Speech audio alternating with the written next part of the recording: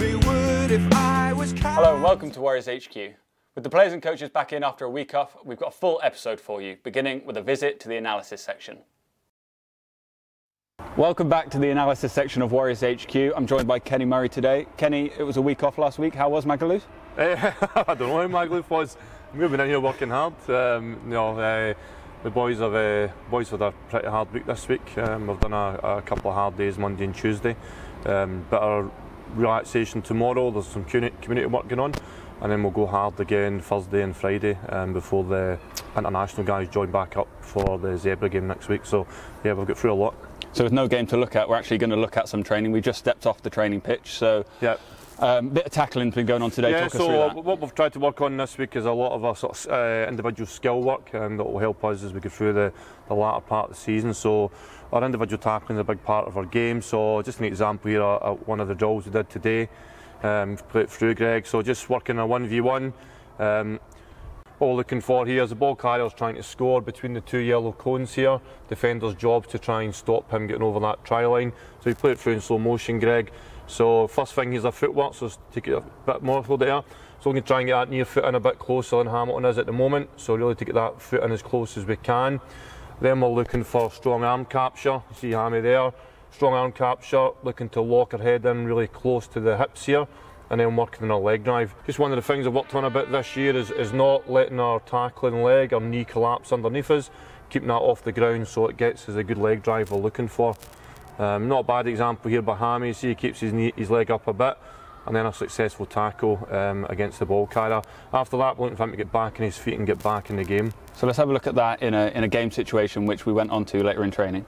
Yeah, so just a game we played, about a sandwich contact game. So the yellow team are defending. We've got an attacking team here, and we've got an attacking team in the halfway, and I'll just defend depending on when the coach asks me to do that. So if you keep an eye on Lewis Wynn here in particular, you see some double effort here from him in defence. So really good low chop here, up against Brian, a big guy. So a really good tackle by Lewis. Big focus in our game is about getting back in the game, back in our feet.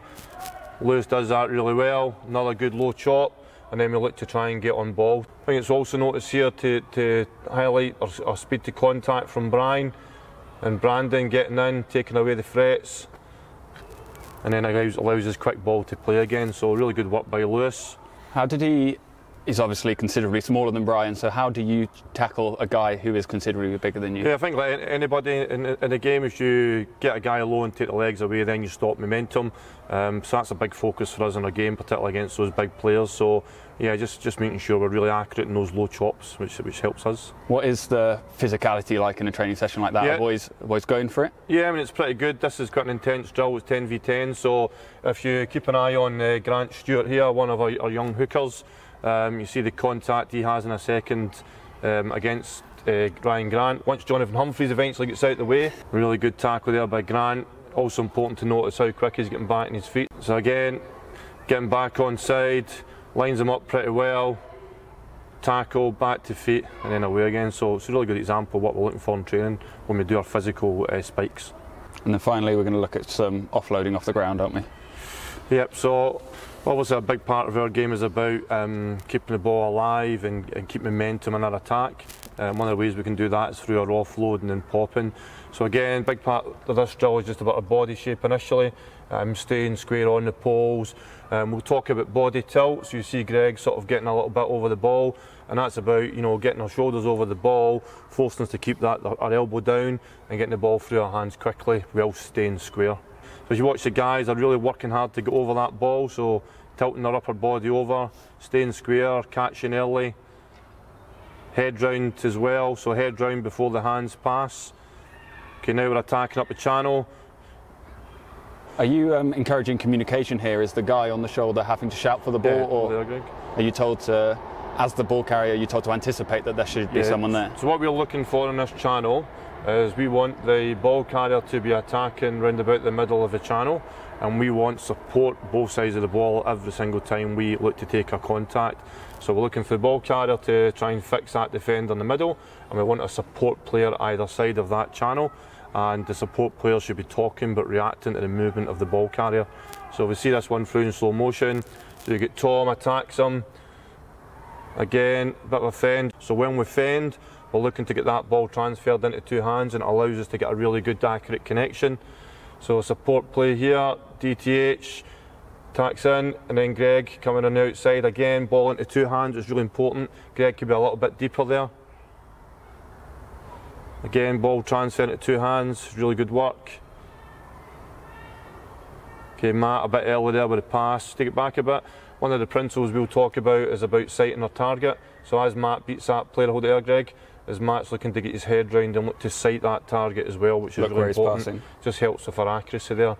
And where possible we want to support player both sides of that ball, we probably didn't get it as well as we wanted in that part of the area. We saw DTH involved in that drill there. He's the master of getting on the end of stuff like that, isn't he? How good is it to see him back? Yeah, I mean, obviously it's been a big lift for everyone at the club that he's decided to rejoin the club. When he played here before, he was probably one of the best finishers in Europe, I would say, and he's shown that again with the Scarlets and played in a really successful Scarlets team. So yeah, we were really excited to have him here, and I think to help us as well with the run into the end of the season. You know, we know we're going to have a lot of difficult games coming up in both the games we've got left, but then also into the playoff and the hope for the final. So yeah, and he's looking sharp at training already, which is great to see. Well, Kenny, thanks very much for that and your insight. Thanks for watching on Warriors HQ. We'll be back next week when we'll be looking forward to Zebra. Yesterday, the 2018 SP Energy Networks Warriors Championship kicked off at Scotstoun and the players were down to support the kids. Here's a look at what they got up to.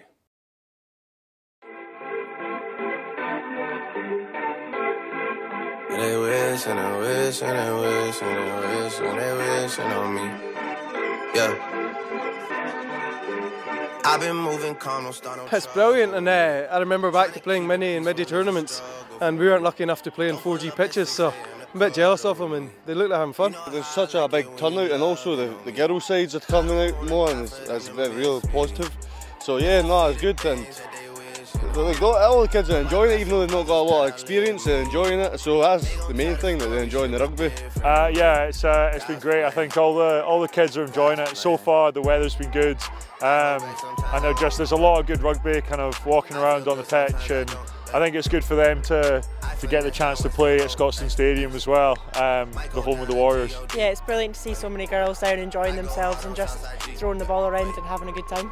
It's good to see girls teams and boys teams all playing together. Yeah, it's fantastic. I think the number of girls playing rugby is ever increasing, and it's fantastic to see.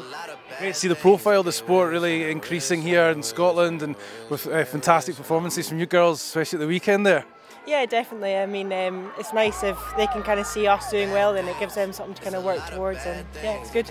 How much did you enjoy it on Sunday? Oh, it was brilliant. I think to finally get that win, we've been improving so much this season, and to get it an away win as well is even better. How's the tournament going today? Yeah. Mad good. Are you winning all your games? No, we're doing well. What a disgrace! What a disgrace to your school. Which school's that? Balfron. Nah, we weren't disgraced. Nobody brilliant. And who's the best player in your team? It's over here. I believe the team is the best player. Niels, our number 2. I believe it's the team as a unit is the best player. Excellent answer there. Very professional answer. What's been the best part about today so far, other than seeing me? Probably playing rugby for a school and representing our school to the max. And have you had the chance to go over to the SP Energy Network van yet? Yes. Good, excellent. How many games have you got left? We've only got one left. Okay, I wish you the best of luck. Thank you. Good luck in your next. Do you have anything else you want to say? Follow me on Instagram. Love you, Mom. Love you, Mom. Love you, Mom. I love you. Gregor Townsend's Scotland squad travelled to Rome today for their final NatWest Six Nations game. 13 Warriors are involved for the game, including a first tournament start for Nick Grigg and a return to international duty for Xander Fagerson. Elsewhere, Team Scotland have named their Rugby 7 squad for the upcoming Commonwealth Games on the Gold Coast, and 5 Warriors have been selected. Matt Fagerson, George Horn, Rory Jackson, Lee Jones and Max McFarland will all be looking to contribute to what could be Scotland's first ever team sport medal at the Games.